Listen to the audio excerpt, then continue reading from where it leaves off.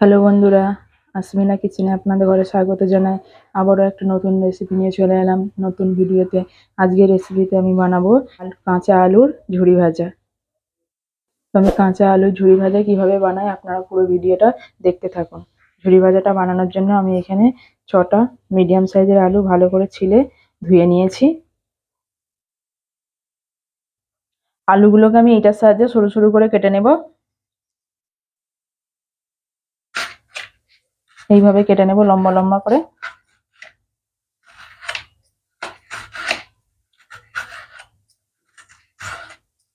একটু বড় সাইজের আলু হলে লম্বা লম্বা হবে এইভাবে। একটা আলু আমি এখানে সরু সরু করে কেটে নিয়েছি।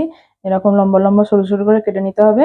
এই আলু কাটাগুলোকে এবার আমি পানির মধ্যে দিয়ে দেবো, নাহলে লাল হয়ে যাবে আলুগুলো।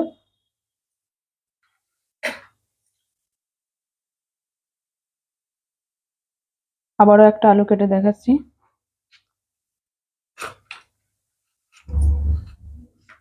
তো আর একটা আলু আমি এভাবে কেটে দেখিয়ে দিচ্ছি।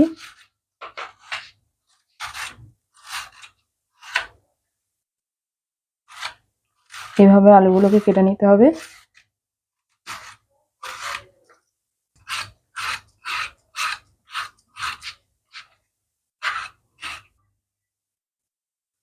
আলুগুলো সব আমার সরু সরু করে কাটা হয়ে গেছে। এবার আলুগুলোকে আমি 4-5 বার ভালো করে ধুয়ে নেব এইভাবে। ভালো করে পানি পাল্টে পাল্টে ধুয়ে নেব।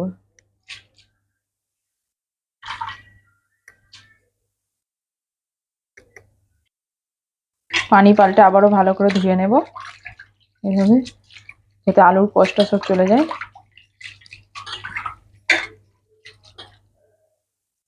আবারও আমি পানি পাল্টে এই পানিতে দিয়ে দেবো। এভাবে 3-4 বার ধুয়ে নেব। আলুগুলোকে আমি পরিষ্কার করে অনেক কবার ধুয়ে নিয়েছি। ধুয়ে নেওয়ার পরে আবারও আমি পানি দিয়ে আলুগুলোকে ভিজিয়ে রেখেছি। এবার পানির ওপরে আমি দিয়ে দেব লেবু, একটা পাতিলেবুর রস। পাতিলেবু দিলে আলুগুলো শক্ত শক্ত হয়ে থাকবে।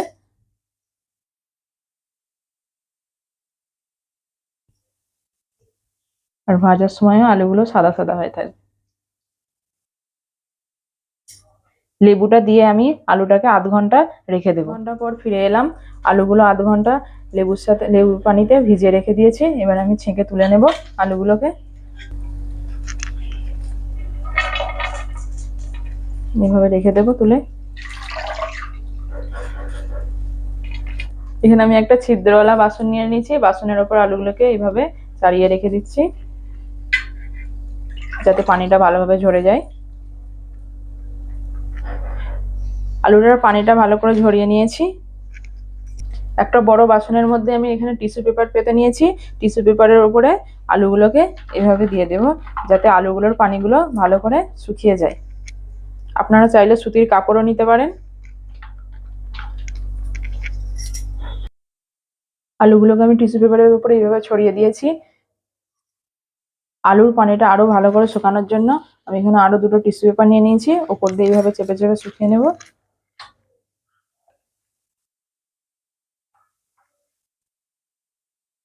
টিস্যু পেপার দিয়ে শুকনো করে মুছে নিয়েছি। দেখুন আলুগুলো কত সুন্দর ঝরঝরে হয়ে আছে। এবার আমি আলুগুলোকে ভেজে নেব। চুলায় কড়া বসিয়ে নিয়েছি, কড়াটা গরম হয়ে গেছে। দিয়ে দেবো সাদা তেল। সাদা তেল দিয়ে ভাজবো আলুগুলোকে। তেলটাকে ভালো করে গরম করে নেব।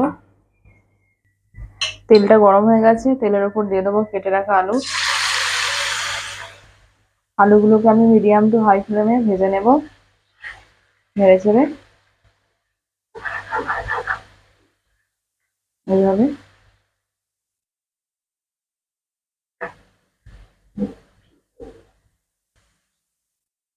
মিডিয়াম টু হাই ফ্লেমে আমি 4 থেকে 5 মিনিট আলু ভেজে নিয়েছি।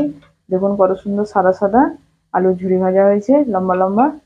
এইভাবেই আমি সব আলুগুলোকে ভেজে নেব। ছিদ্রওয়ালা বাসনের ওপর আমি তুলে রেখে দেবো।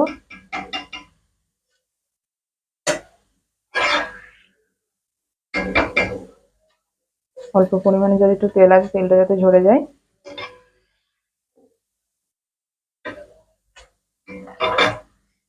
বাকি যে আলু কাটাগুলো আছে আমি আবারও তেলের মধ্যে দিয়ে দেবো, দিয়ে মিডিয়াম টু হাই ফ্লেমে ভেজে নেব 4-5 মিনিট ধরে।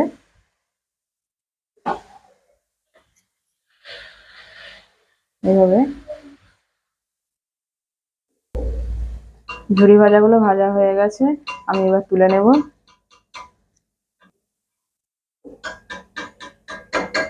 আলুর ঝুরি ভাজাগুলো আমার সব ভাজা হয়ে গেছে, ওই তেলেই আমি ভেজে নেব। ছোট বাটির 1 বাটি চীনা বাদাম নিয়েছি, বাদামগুলোকে ভেজে নেব হালকা করে।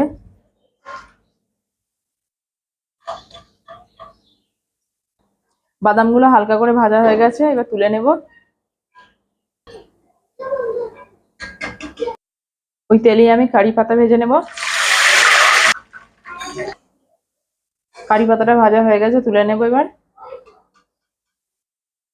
আলুর ঝুরি ভাজাগুলো দেখুন কত সুন্দর হয়েছে, একেবারে মচমচে হয়েছে। দেখুন হাত দিয়ে টিপলে সব ভেঙে যাচ্ছে, কত সুন্দর হয়েছে। ঝুরি ভাজাগুলো একটা প্লেটে তুলে বাদাম আর কারি পাতা মিক্স করে নেব। দিয়ে দেবো অল্প পরিমাণে নুন।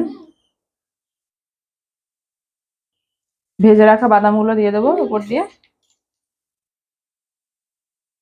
ভেজে রাখা কারি পাতাগুলো দিয়ে দেবো উপর দিয়ে। সবকিছু ভালো করে মিক্সড করে দেব। এইভাবে মিক্স করে দেবো।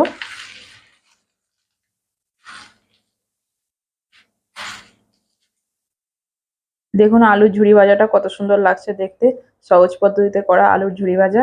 আপনাদের যদি ভালো লেগে থাকে তাহলে আপনারাও বানিয়ে দেখবেন। এইভাবে ঝুরি ভাজা করলে অনেকদিন খাওয়াও যাবে, অনেকদিন ধরে রেখে। আমার আজকের রেসিপি যদি আপনাদের ভালো লেগে থাকে তাহলে প্লিজ লাইক, কমেন্ট, শেয়ার করে দেবেন। আর নতুন বন্ধুরা প্লিজ চ্যানেলটিকে সাবস্ক্রাইব করে দেবেন। আবারও দেখা হবে নতুন ভিডিওতে নতুন রেসিপি নিয়ে।